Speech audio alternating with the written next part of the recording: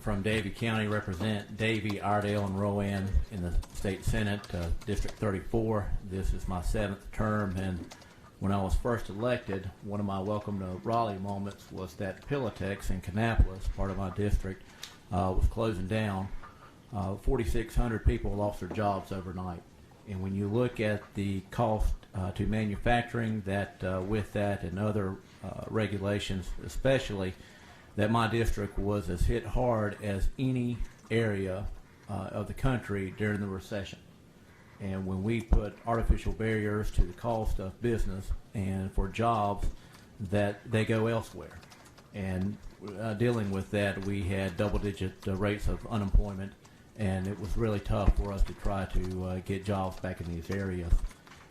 One thing I've always followed is how economic development follows low-price energy. And it's true. It's why North Carolina, through its history, was able to attract manufacturing and jobs because of the fall line of our rivers and streams, with that being able to generate power. And why North Carolina became a leader in manufacturing, because our ability to have low-cost energy and help us in manufacturing. But when we put artificial barriers, those jobs went elsewhere, and that's why North Carolina was hit harder than anywhere else in the country during the recession, especially manufacturing jobs. So I'm just glad to be a part of this panel. Thank you. Thank you very much. Representative Hager. Thank you very much. My name is Mike Hager, 112th District, Rutherford and Burke Counties. Been in the General Assembly since 2011, House Majority Leader. I think Senator Brock and I both agree that, and most of the legislature agrees that all forms of energy are inherently good. How you include them in what we think is the future of North Carolina and a long-term energy plan is the critical piece. What we've done heretofore is a patchwork. We built kind of the grandmother's patchwork quilt. We put renewables here. We may talk about third-party sales over here. We may talk about other things that have to do with energy, whether it's CWIP, construction work in progress, and some of those things for nuclear and some of the other issues. But we never have talked about it in a long-term energy plan. And that's what North Carolina needs. And I think that's what the Senate and the House is really dedicated to do, to kind of hold everything, freeze everything together, and develop a long-term energy plan to do what Senator Brock said, have the industry follow the low-cost energy. And that's what we're about here in North Carolina. That's great. I look forward to getting into that a little bit in the Q&A. Dr. Young. Yeah, thanks, Tom. My name is Ryan Yonk, and I'm the Executive Director at Strata Policy. Electricity. Other problems, and I want to start with Ronnie, because Ronnie, you're also in business. See the kind of money they're being offered. Increases in household for tougher situations. Employees that lost their jobs. Well, stab at that too. You're seeing impacts in your districts, in the areas you represent. How does it hurt that small community, that small farm community, for example, or how does it impact what's happening on the ground in your areas? I think especially when I saw the effects of the Pilatex, of that, it wasn't just the 4,600 initial employees that lost their job, was the net effect of over 10,000. Because you had fewer people going to restaurants, fewer people going to the stores, and that type of system costs more and more and more to the actual jobs. And also, these are the jobs that that people can least afford it.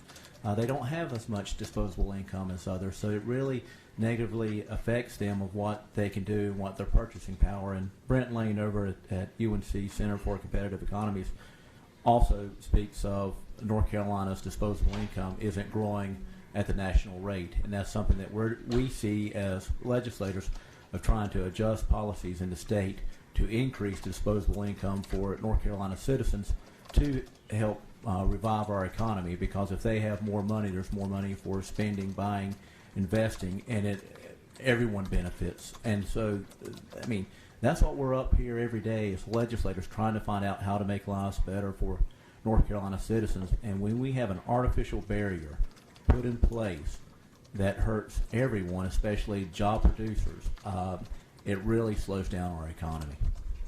So Representative Hager. Thank you. Any of us in this room can walk out of here and go 30 minutes either way and still not understand what I see in my district every time I go home on the weekends. When I got elected, I had an 18.2% unemployment rate. Now it's a little over, I think, between 7 and 8, maybe a little over 8. The average salary in Rutherford County is right at $30,000. Now these things all may not seem that big a deal, but if you look at the cumulative effect of what a policy like this does on my constituents, and the fact that all the products made in North Carolina have this on them, all the distributor buildings they go to have again on them, all the grocery stores that particular product again has it on there, and then the house that product goes home to.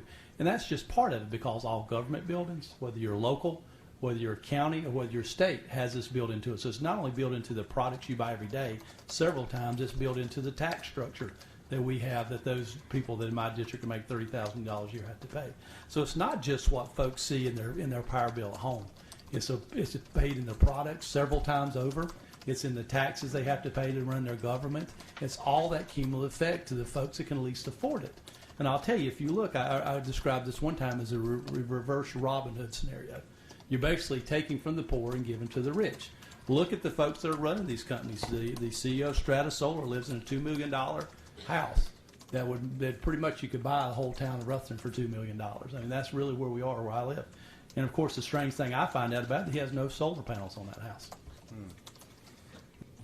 I think it's very evident, and as Dr. Eklund said, and about how it affects all the different economies of the state, and that's why we're trying to create a budget for one North Carolina. We have to see the effects of the policies we have up here affect Main Street, North Carolina, and why, as Representative Hager mentioned, that you can't go 30 minutes to see what he has in his hometown.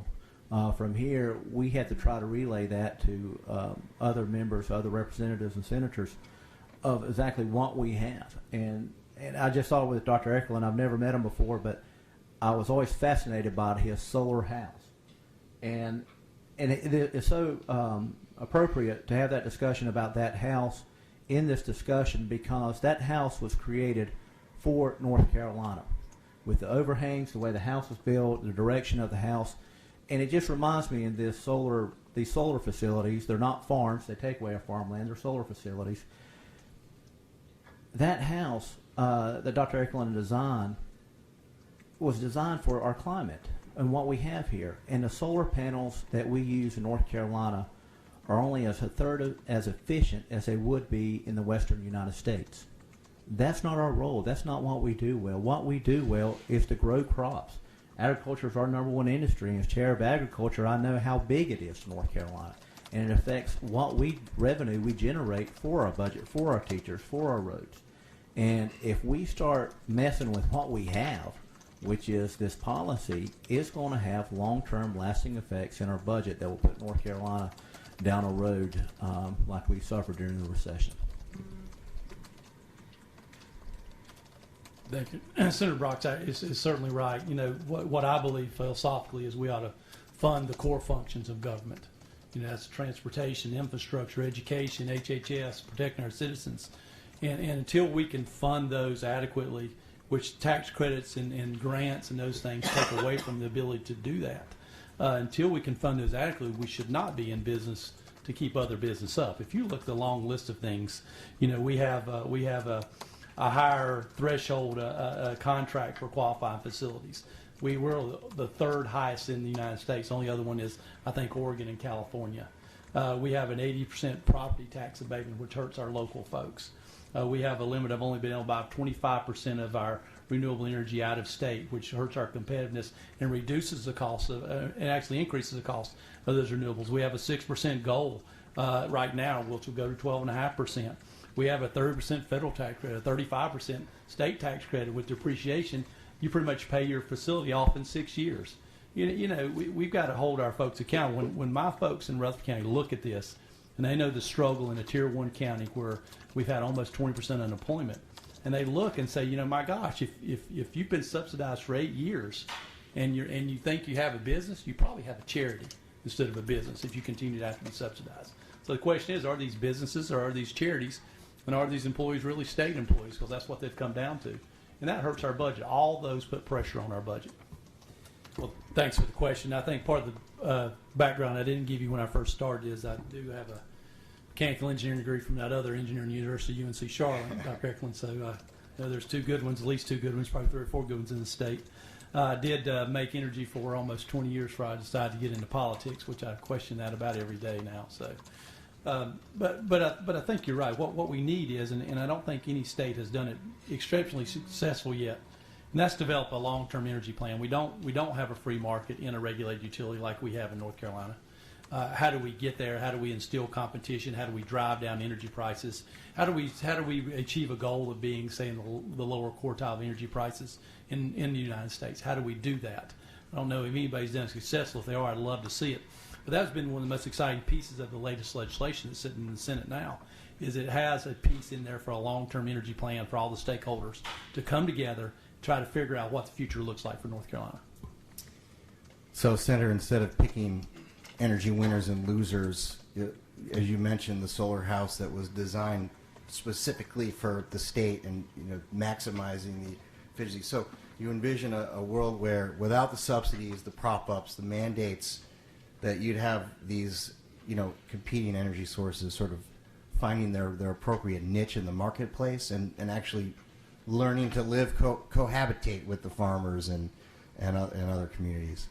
That's right. I think with with North Carolina, our base in manufacturing and agriculture, we're going to try the market, which is the corporations, the businesses, the families here in North Carolina, want to have a safe, clean, reliable source of energy, and that's the key component. If it's reliable, then we can depend upon it to deliver when we need to. Watching the energy consumption on a minute-to-minute basis, you can see where you've got to have something that's reliable that can produce, because if it's not there, you just can't shut a factory down. You just can't, say we're not going to run air conditioning this afternoon because it's cloudy. You've got to have something that's reliable. And when you have that reliability, corporations, no matter where they are, that's what you want. You want to have some type of long-term aspect so that you can plan ahead, because this is not a quarter by quarter or even a year by year process. Is that you're looking for a long-term plan, and when you have that and you can count on it and bank on it, then you can make the appropriate changes in your corporation to what you need to do for expansion and hiring more people. But when you have something that's looks like it may increase your cost, well, you're going to flow somewhere else. And in this world, it's now flat. They can pick up and move to another nation in a moment's notice. So that's why we have to be better in every aspect here in North Carolina. Not only keep the jobs we have, but also grow and attract more companies to move here. Representative Hager said it is. The representative and the senator, what is the prospect of us getting over the finish line on this particular piece of legislation? What can we do to help beyond what we're already doing? Representative Hager said it is in my court. It's in our chamber now. I think it's to contact your elected officials, and as more people see the impact of what it's doing to their household incomes, when people are sitting around the kitchen table trying to balance their checkbook and they see their cost of products they're buying are going up, the cost of living is going up because of this. They ask questions why, and they kind of like the ignorance of the when they said build a solar farm. When they understand that it only generates 5 hours a day, and if there's a cloud goes over it, then it's down to 2% effectiveness. There's a problem there. There's a big problem, because we have to have that sustainable energy at a reliable rate. That I think when they get that and catch on to it, they need to contact their elected officials. And as President Reagan said, if they can't see the light, make them feel the heat. And really tell them that we're sick and tired of paying higher prices. We're sick and tired of our disposable income become less and less because of this added cost, and to get a hold of their officials and tell them to pass this bill and to make sure we get through so that North Carolina can remain competitive and we can continue to create and grow jobs here. And I have to say, Senator Brock has been a stalwart for these issues. He has been my counterpart over in the Senate and has done a fantastic job. We passed what I think is one of the finest pieces of legislation ever left the House. You agree, Senator Brock? And it's sitting over there now, and I think they're discussing it, and it may move. But I will challenge folks that, if we're looking at where this state needs to go, look at all the other states, all the other countries around the world, and find me a place where we've implemented solar energy, wind energy, green energy policies, and the price of electricity actually went down or was where we are right now. You don't see it in California. You don't see it in Oregon. You don't see it in New Jersey. You don't see it in New York. You don't see it in Germany. You don't see it in Spain. You don't see it anywhere. It doesn't exist. So we're attempting to do something with Senate Bill 3 in 2007 that has never been done before, that some would argue is against physics. So that's the challenge I put out to everybody. If you really, truly want to see the best for North Carolinians, if you truly want to see the economy boom in North Carolina, then we've got to reduce energy prices or hold the line. And show me a place where this has happened. And we can move forward. And we'll take that example and we'll implement it. But I can't find it. Much has been made of Senate Bill 3 in 2007, and I voted for the bill. And the reason why, Ronnie, was that of what it would do with agricultural waste, that we could make something of it. And also there was a couple of lines in there that would, to me, is what sold me on the bill, to increase our baseload energy through our nuclear reactors, and what we could do to help that along, because to me I see that as the future in North Carolina of creating a better baseload. But you're right, solar has taken over and it's created a poison pill on Senate Bill 3. Senate Bill 3 had a lot of great intentions, and this has been taken over. And when I say it became the poison pill in that legislation, Dr. Eklund is right. When we decommission the sites of what we have to do for the cleanup and to make sure that this land is usable again for agriculture, because we have to increase our food supply and what we grow here in North Carolina, not only just to feed us, but to feed the world.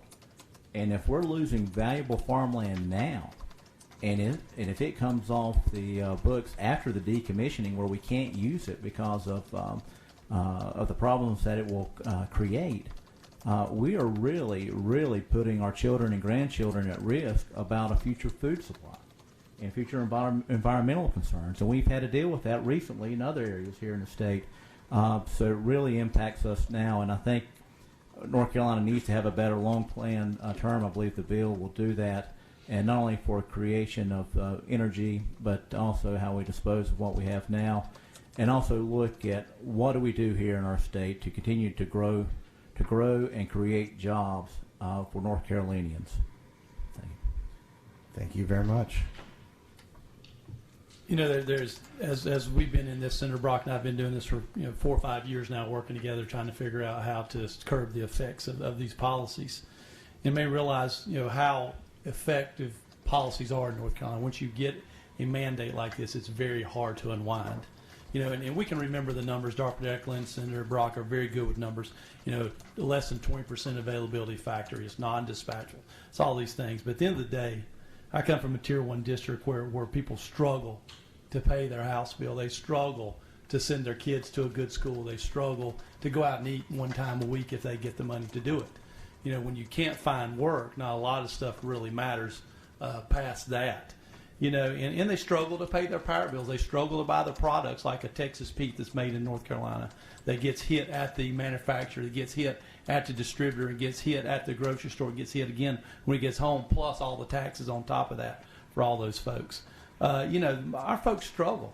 And any time we can help minimize that cost of doing business in North Carolina, minimizing their experience and be able to get their kids to a good school, be able to put more money for teachers, being able to put more money into state employees and build schools and roads, and not take it out of pocket and do this reverse Robin Hood philosophy, the better off we are as North Carolinians. And I think that's what Senator Brock and I are going to always struggle for, is that working class person, that family, that we can help them live better. And that's the dream for all of us, is to get our folks in North Carolina to live better, minimize the cost of doing business, and let them be successful.